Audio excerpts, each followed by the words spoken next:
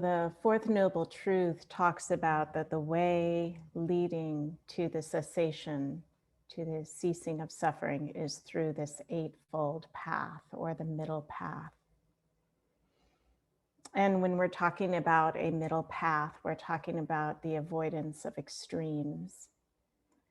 And the way that the Buddha talks about extremes is really an example of his life. You know, he started his life living in this palace and surrounded by riches and surrounded by people looking for happiness through sensuality, through the sense pleasures, you know, really delicious foods and beautiful things around them. And that was this outward seeking way of finding happiness. And he got to a point where he was like, I don't think this is what it's all about, right? So that's one extreme that the Buddha is offering for us to step away from.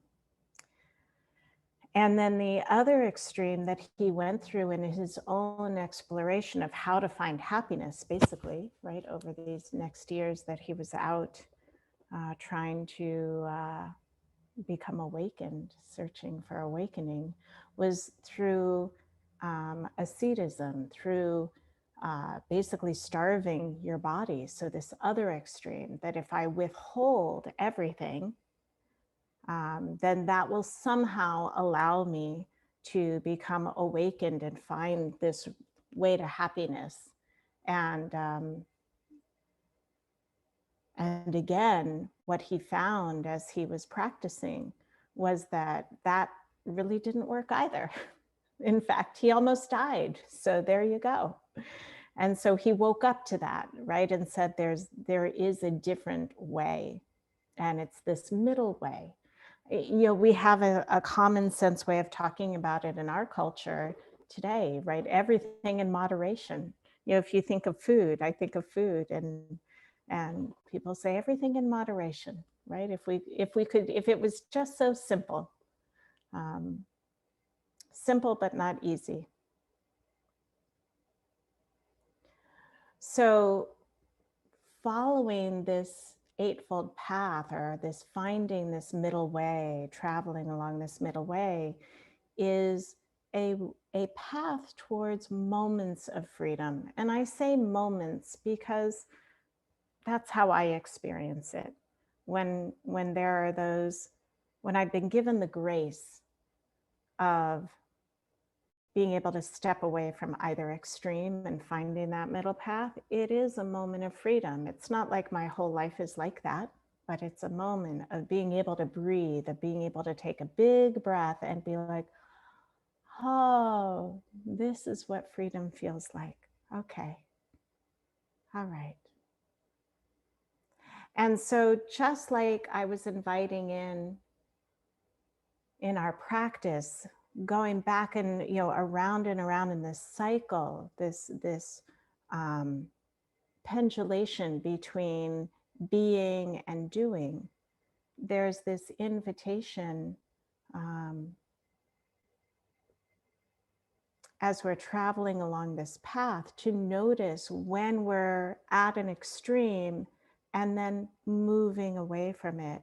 And so much of our life is jerking away from an experience. Like, I don't know if you've had I have this experience all the time.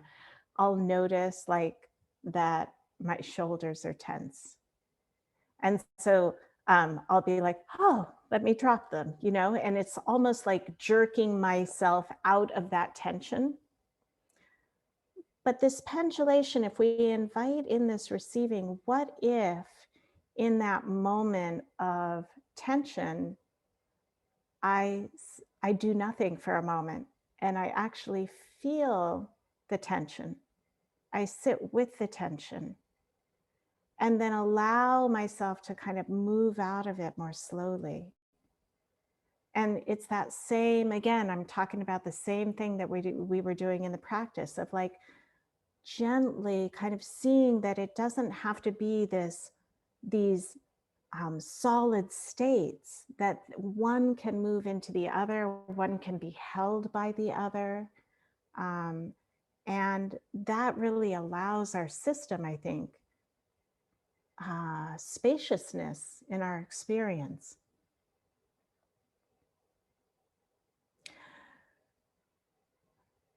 Over the last year, we've studied this Eightfold Path, and we've studied it month by month. We've gone through each of the steps on this Eightfold Path in a very sequential manner. And we've talked about how one part leads into the other, and they're all interlocking and they intermingle. And we've used these words. And now what we're going to do over these next 3 months is really look at what this fourth noble truth, what this Eightfold Path looks like when we separate it into these buckets that we that we referred to earlier in the last year, but we didn't really explore in this way. So when I say buckets of the Eightfold Path, what I mean is there are 3 buckets. So one of them is the bucket of Sila, of ethical conduct. And that's the one that we're really going to study this month within this fourth noble truth, this Eightfold Path.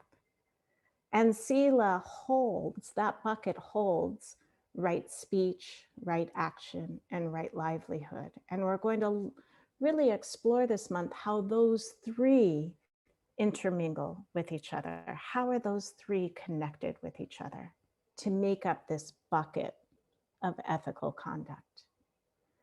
And then the month following this, I guess in June, we'll look at another bucket, the bucket of samadhi, which holds right effort, right concentration, and right mindfulness.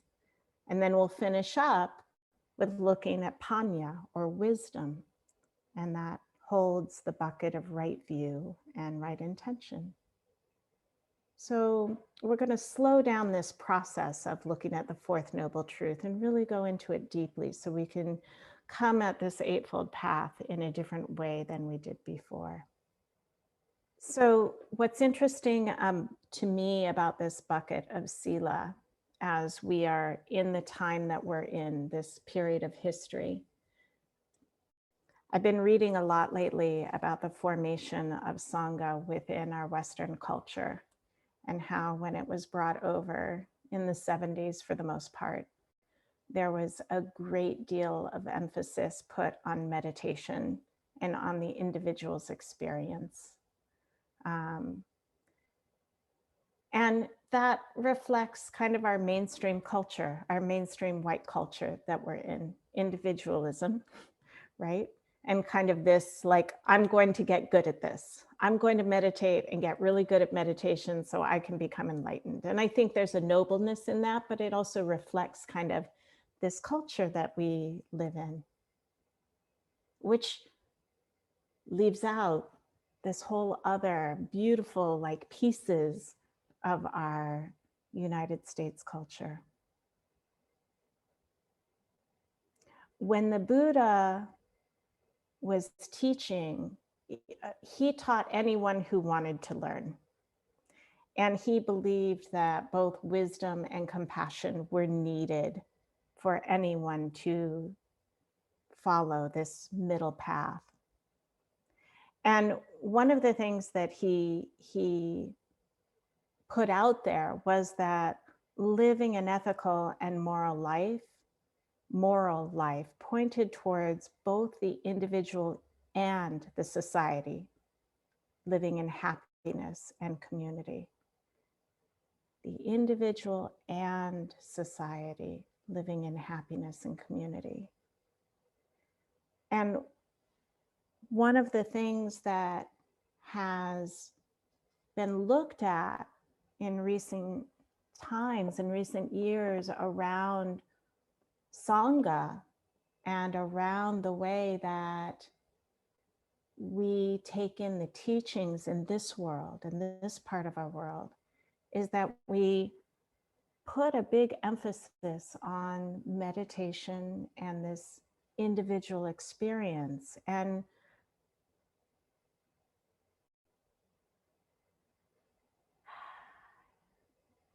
that in doing that, we are sometimes forgetting about how we relate to this outer, larger society, and that it's not just about my own awakening, but, every time we end practice, right? This practice is never just for us, but it is for all beings. How we practice impacts all beings. That ultimately, this is a relational practice.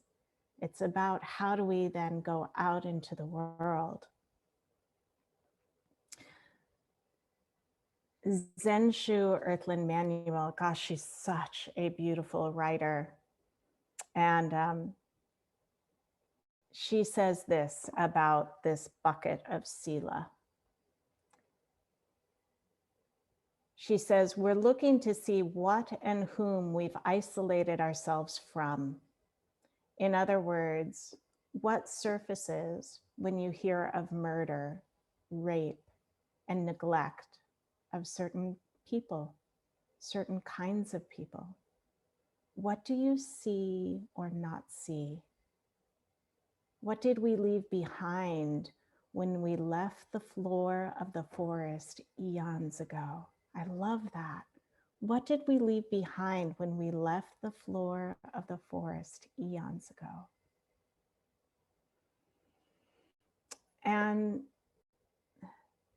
I think one of the reasons that question resonates so much for me is it goes back to this experience of what does it mean to do nothing, to be?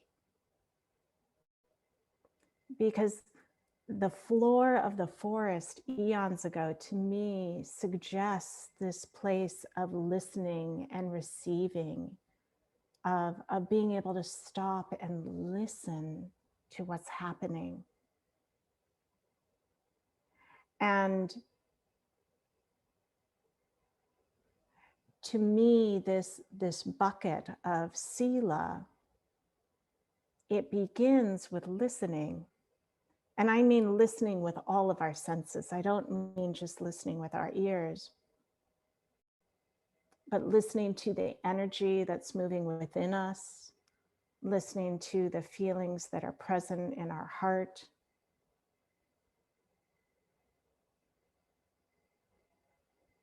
Because it's only through that kind of listening, when we're aware, that we then can go out and speak mindfully, that we can go out and act with wisdom and compassion,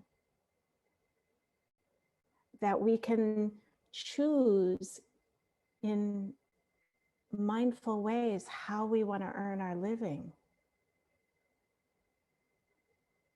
how much time we give to being out there.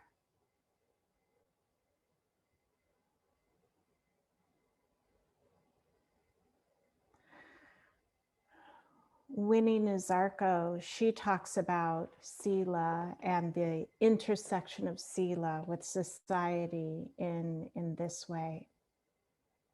She says, we're looking in the direction of what the causes and conditions are for the creation of a harmonious society. We have to consider that the society both conditions the individual and the individual conditions the broader society. There is no separation. Thus, the cultivation of personal morality, wisdom, or compassion, the whole process of Bhavana is a very powerful tool in creating individuals who, because they are developed and part of these larger social groups, have the potential to be skilled in their actions. And so when Winnie Nazarko says there is no separation, it goes right back for me to this experience of this cycle between being and doing. Can we feel in the stillness that there is movement? And even when we're moving, can we feel the stillness? And I'll give you a personal example of how I experienced this very recently. Like all of us, many of us, right? I'm going through a period of time where there's some strife in my family. I think I've referred to this maybe. And more specifically, particularly between my kids. And so I have one who's not talking to another right now. And so as one was leaving the house one day, and she was leaving for a while, she made it clear she wasn't going to say goodbye to another. And in that moment, I so wanted to do. I just wanted to do and say anything to stop it. And I actually started to do it. I called her name because I was going to do. And the practice called me back. It really was a moment of grace, truly. And instead, I felt my heart drop. And I knew I couldn't say it. And so I didn't say anything. And I just stood there feeling my feet on the ground for a moment and let her walk away and let it be what it was. It was one of the hardest things I've done in recent time.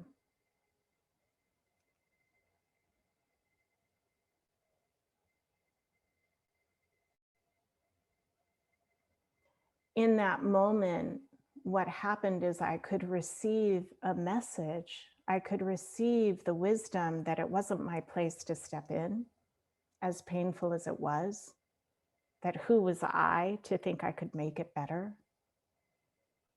that there is a path here and it's not mine, it's between other people.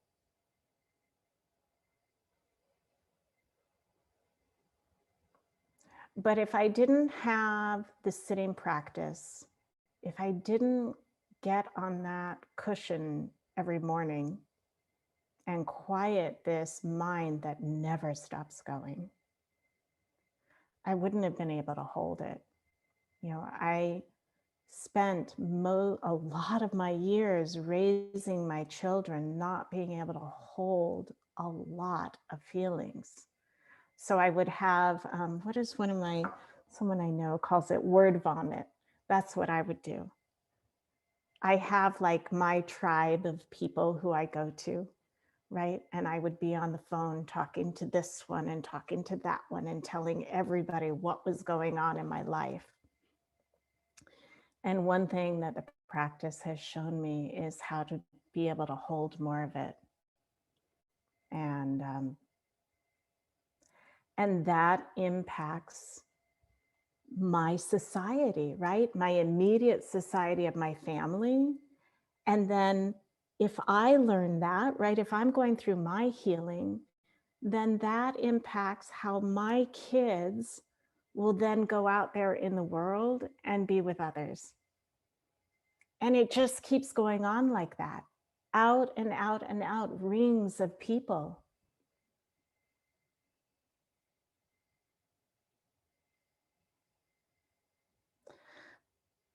So the Buddha spoke with his son, Rahula, about this intersection between the individual and society. And he said it this way.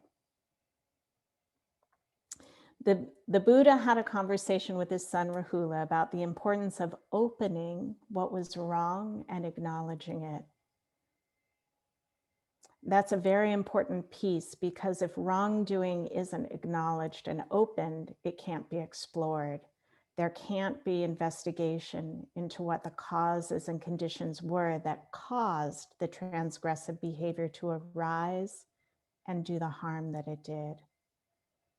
So there's not really the basis to ask for wise forgiveness if there hasn't been some sort of acknowledgement and consideration of what went into the harmful behavior and what harm was caused.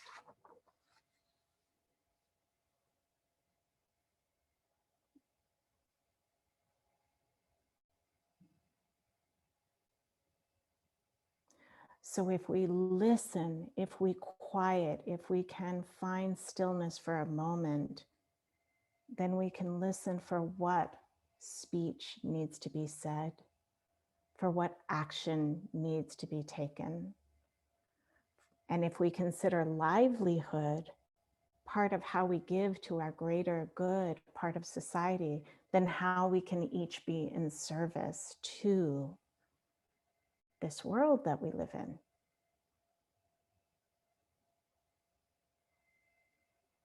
So I'll end with this poem by Gregory Orr